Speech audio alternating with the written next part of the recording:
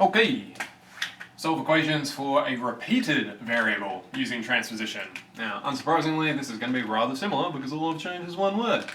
Now, what do I mean by a repeated variable? I just mean that same variable turns up more than once somewhere in the equation. And there's a couple different ways that can happen, and we'll run through them. So, okay, I've got 2x plus 3 plus 4x equals 9. Oh dear, my x has turned up twice. Well, what can we do about this? Well, hopefully, you look at the left side and you go, hang on, I can go 2x plus 4x, that's just 6x, I don't have to even do anything yet. Plus the 3 equals the 9. Brilliant. Oh, hang on, this is old now, we already know how to do that. So we go, alright, times by 6 and then add 3 normally, so get rid of the last complication first. Ooh, that's red, it's not looking so crash hot. Cool, they cancel, that gives me that. Cool, 6 times x, so I need to divide. Gives me x equals 1, and always check. 2 by 1, 2. In fact, I'll start writing this in green because we're going to get quite a few of them. 2, a 3, and a 4. 2 plus 3 plus 4 is 9. Yep, that's true. Beautiful, we're happy. Cool, well that was a nice trivial, easy example. Well, what if it's a less trivial? Okay, now I've got all this stuff. Wow. I've got multiple x's floating around, but hang on. Why have I got all these brackets around? I don't need all those, I could expand them away. So, let's expand some stuff out. This gives me 2x plus 2, get rid of him, plus 3 by 4, 12, 3 by x, 3x, equals 9, okay. Well, hang on, I can join all these things up. So 2x and 3x gives me 5x. Oops. 2 and 12 gives me 14. And that right side, nothing's happening yet. And now we're back into the old stuff again. Minus off that 14. Gives me whatever that is, negative 5. And then divide by 5.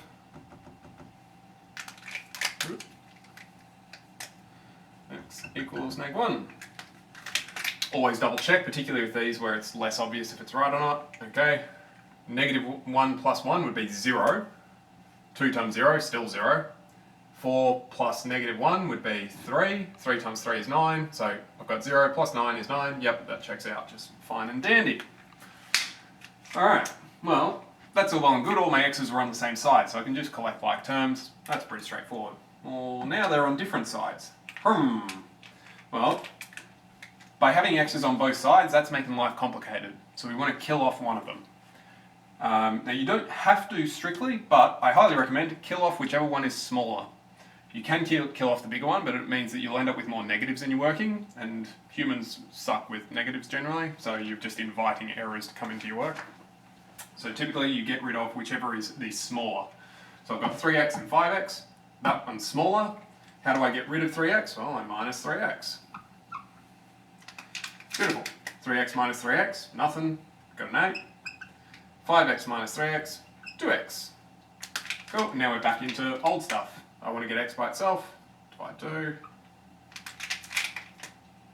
4 equals x, always check. Cool. 4 is x, 3 by 4, 12. 5 by 4, 20. 12 plus 8 is 20. Yep, that checks out fine and dandy. Okay, next guy. I've got 6x and 2x on different sides. Get rid of the smaller x. Alright, well that'd be this one, so minus 2x, minus 2x. 6x minus 2x, well that's going to be 4x. 8, nothing happened to it. 2x minus 2x, well that's nothing. That's alright, I can put 0, that's nothing, and there's no problem with that. Cool, we're into the old stuff, just we've got a 0 floating around, but 0 is just a number, that's fine. Add 8. So we've still got 4x on this side, and 8. Divide by the 4.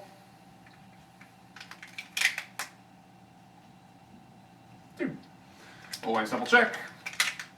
6 by 2 is 12. 2 by 2 is 4. 12 minus 8 is 4. Yep, that checks out. We're all well and good. Okie dokie. Next guy. Alright, I've got x's on both sides. Get rid of the smaller one. 5 is smaller than 6. But that's not 6. That's negative 6. It's always got to take into account what's in front of it. So, what's smaller, 5 or negative 6? And a lot of people say, well, 5, but if I ask you, hang on, do you want $5 or negative $6? You're going to tell me that you want $5. right? Which means that negative 6 is the smaller amount. So I want to kill the smaller one, negative 6. Which one? So how do I kill off that? I'm going to add 6x. So we've got 5x, 6x gives me 11x, minus the 1, still got a 10, these two kill each other, beautiful. Now we're back into easy mode because we've got just a single x floating around. Plus 1, divided by 11,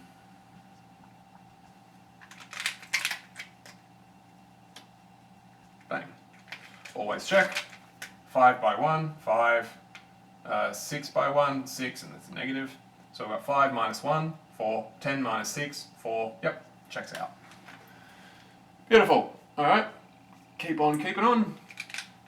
Oh, now we've got x's on both sides, but they're also bracketed. Ah, well, hang on, we can just expand those brackets out. We know how to do that, so that's okay. So we've got 2x minus 6 equals 5x, oh, that's an x, minus 30, okay. Well, now we're looking like these ones. We've got an x on both sides. Kill the smaller one. I've got positive 2, positive 5, so this is smaller. Minus 2x, minus 2x. Cool, they're dead. Minus 6, 3x minus 30. Cool, add 30, add 30. Gives me 24, 3x. Divide by 3, divide by 3. Gives me 8 and x. Always check. 8 minus 3, 5. 8 minus 6, 2. 2 times 5 is equal to 5 times 2. Yep, that checks out. Beautiful. Cool. Next guy, alright. Similar problem. We've got x's on both sides and they're all bracketed up. Okay, let's expand it. 6x equals negative 12 plus 4x.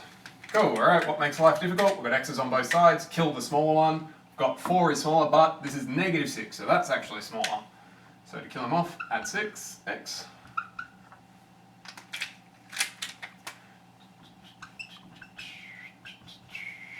Oops, plus x.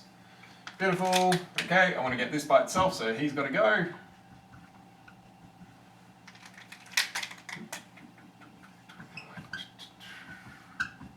Cool.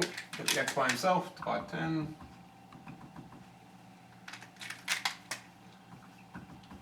Beautiful, always check. Cool, 3. 2 by 3, 6. 6 minus 6, 0. 3 times 0 is still 0.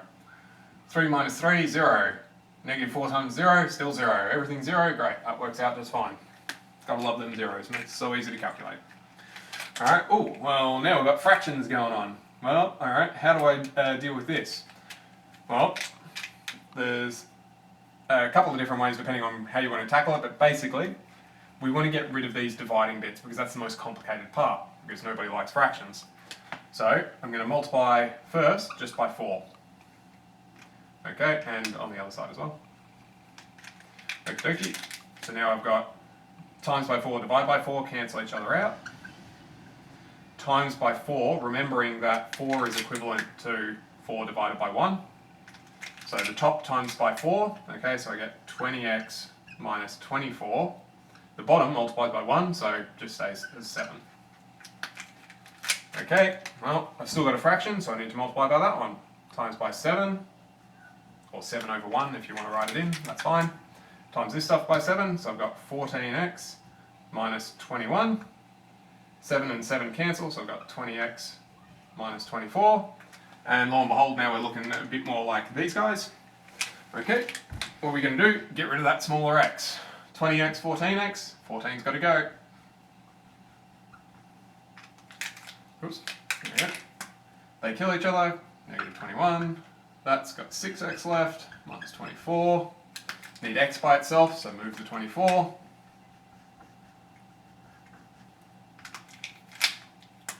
Three. These guys, just 6x. Divide by 6. Cool, 3 divided by 6. Hopefully we know is a half when we simplify down. You could have said 3 divided by 6, but simplifying that, we'll get a half. Cool, okay, well, this one's going to be a little bit fiddlier to check because we've got halves, but Takes off. Okay, 2 times a half would be 1. Okay, 5 times a half, that's going to be 5 halves. So this is going to get a bit fiddly. Maybe we should use some extra space. So I'm going to leave, the left side is okay because I ended up with a 1. In fact, we'll go through the whole thing. So I've got 1 for this, minus 3 is negative 2. Negative 2 divided by 4, negative 2 on 4 is negative a half. So this side equals negative a half. This side, I've got a half times 5, so that's 5 on 2 minus 6. Okay, well, I'm going to have halves here, so I'll turn the 6 into 12 halves. The whole thing's over 7. Okay, 5 halves minus 12 halves would be negative 7 halves, still divided by 7. Remember, dividing by a fraction is the same as timesing by the reverse fraction. So this is negative 7 on 2 multiplied by 1 on 7. Gives me negative 7 on 14. Gives me negative 1 on 2. Hey, lo and behold, that works out just fine. Now, that was a lot more work to just do a check, but I would be impressed if you were able to go, yep, that's a half, and then look at it and go, yeah, no, that's definitely right, because that takes a bit of manipulation of the fractions. You could be able to do it, and that's great if you can, but maybe don't get too cocky so that you go, yeah, no, that's definitely right, and then find out at the end that you've been doing everything wrong, and then you have to do it all again anyway. Cool, next guy. Similar story, we've got fractions. We don't like fractions, they make life difficult. This time I'm going to do 2 moves in one.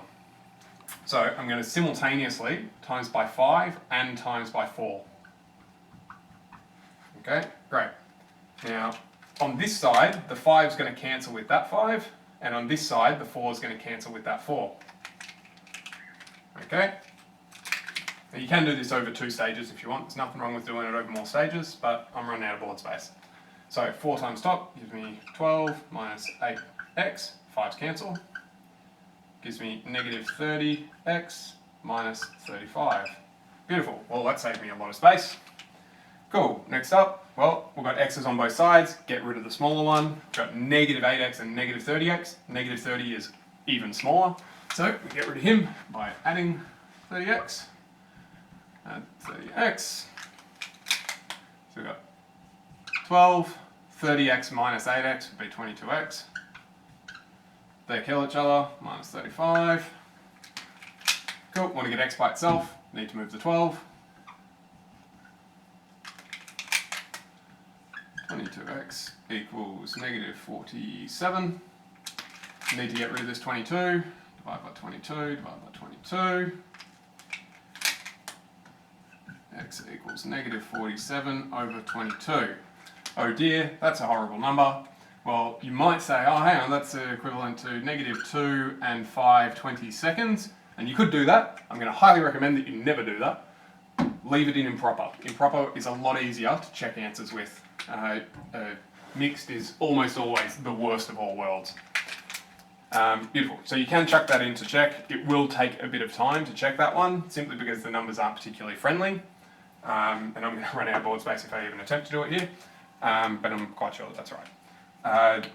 You're welcome to use a calculator to check it as well. Having said that, if you're in the middle of half the testing regimes, you're probably not going to have a calculator at hand, so there's that to worry about as well. Cool. That's that. So if you've got x's on both sides, if you've got x's all on one side, just join them all up into a single x being multiplied by something. If you've got x's on both sides, kill the smaller x. Remembering, the more negative it is, the smaller it is. If you've got brackets, you can expand them out to get rid of that. And if you've got fractions, kill the fractions first. Fractions are worse than having things on both sides. Beautiful. That's that.